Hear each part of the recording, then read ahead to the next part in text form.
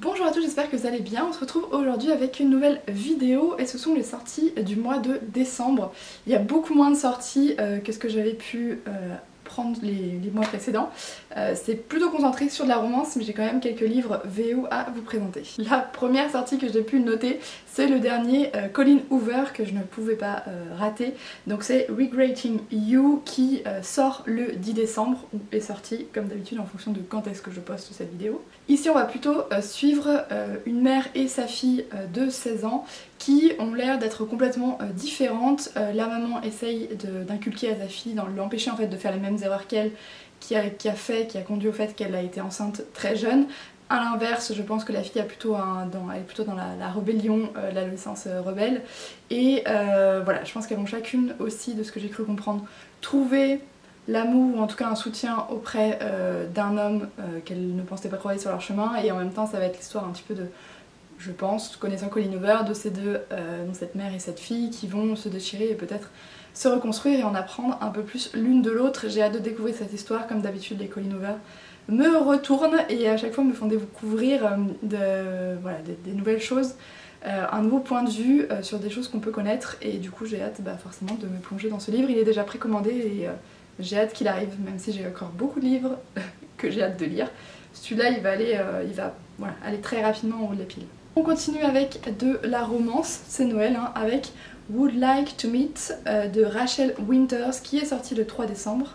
Ici on va suivre une jeune femme qui est assistante, j'ai déjà perdu le nom en français, scénariste, voilà, assistante scénariste et voilà, qui a le job un petit peu de ses rêves, en tout cas elle est sur le point de l'avoir, sauf qu'elle risque de le perdre puisque l'agence dans laquelle elle travaille est en train de perdre tous ses contrats, et du coup elle doit convaincre un de ses clients qu'elle supporte le moins, Ezra Chester, de finir le script d'une comédie romantique d'Hollywood, parce que voilà, pour que ce soit le nouveau contrat de son agence, c'est que cette dernière puisse de nouveau gagner de l'argent, etc. et que du coup elle puisse continuer son job. Le problème c'est que Ezra est en pleine panne, on va dire, et qu'il n'arrive pas à écrire la suite du roman. Du coup, elle va le prendre sous son aile, ou en tout cas elle va essayer de lui refaire vivre la magie de Noël, la romance, la magie de la romance, etc. pour lui donner des idées pour la fin de son script. Je pense qu'on est dans du pur cliché de romance de Noël, mais alors, je pense que ça se passe même pas à Noël, mais en tout cas c'est un peu ce qu'on peut voir aujourd'hui dans les téléfilms de Noël, et voilà, c'est un peu dans le mood, et c'est pour ça que ce livre m'a donné envie. Toujours dans de la romance avec un livre qui est aussi sorti le 3 décembre, c'est 80's Guide to Four Letters Words de Tara Sivek et Andy Arndt, je ne sais même pas comment se prononce son nom.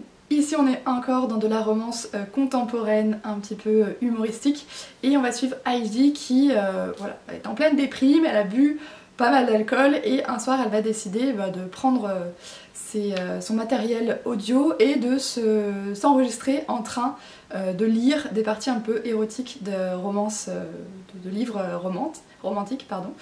Vous n'avez rien dit ce que j'avais dit.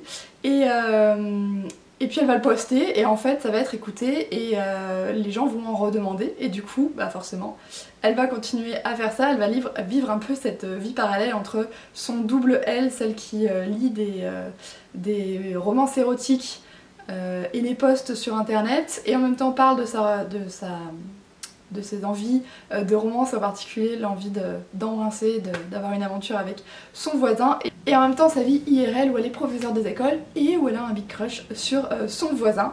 Et je pense qu'on est en plein, il faut que j'arrête avec les EE, on est en plein dans de la romance humoristique avec des scènes un petit peu cocasses, donc là aussi quelque chose qui peut vraiment divertir en cette période où il fait nuit trop tôt. On continue encore avec de la romance. Je pense que je vais arrêter de le dire parce que je vais pouvoir le dire sur tous les romans que j'ai mis dans cette sélection. Et donc j'ai noté The Dating Charade de Melissa Ferguson qui est sorti aussi le 3 décembre. On va suivre ici Cassie et Jet qui ne se sont pas revus depuis le lycée. Chacun, voilà, ils vivent leur vie d'adulte. Et puis un jour, le site de rencontre sur lequel ils sont inscrit va les matcher, ils vont s'envoyer des messages, se revoir, puisqu'ils ne s'étaient pas vus depuis cette époque-là. Cassie était plutôt voilà, la fille canon que tout le monde désirait. Jet, lui, c'était plutôt celui qui restait un petit peu plus dans son coin. Et là, voilà, leur première rencontre va faire un petit peu des étincelles. Sauf que quand ils vont rentrer chez eux, chacun chez eux, et qu'ils vont retrouver chacun leurs 3 enfants, chacun va décider de cacher à l'autre qu'il a des enfants. Et je pense que là, du coup, d'où vient le titre, la charade va un petit peu commencer entre les deux, puisqu'ils vont se cacher mutuellement leur vie qu'ils ont vécue jusqu'ici. Et voilà, c'est sûr que s'ils se mettent ensemble et se retrouvent avec 6 enfants, c'est pas la même. Et je continue avec Heartstrings and Other Breakable Things de Jacqueline Frykins, qui sortira le 17 décembre. Ici on est plutôt dans une romance young adulte avec des adolescents et une jeune fille qui va se retrouver le cœur battant entre son meilleur ami et un autre jeune homme qu'elle va rencontrer au lycée. Voilà, j'en sais pas forcément plus, c'est juste noter que c'est ceux qui ont lu... J'en sais pas forcément plus, je sais juste que voilà, il est recommandé pour ceux qui ont aimé To All the Boys I've Loved Before, que j'avais bien aimé, bien apprécié, ça reste voilà, de la romance tranquillou, young adulte, donc c'est pour ça que je l'ai noté aussi, ça change des romances adultes humoristiques que j'ai pu vous présenter jusqu'à maintenant.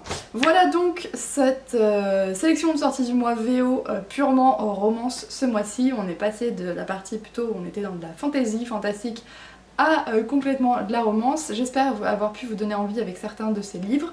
N'hésitez pas à me dire si vous en avez noté d'autres, et en particulier peut-être des sorties françaises que je vous l'avoue, je n'ai pas du tout regardé ce mois-ci. Voilà, je vais vous souhaiter une très bonne journée, de très bonnes lectures et à très bientôt.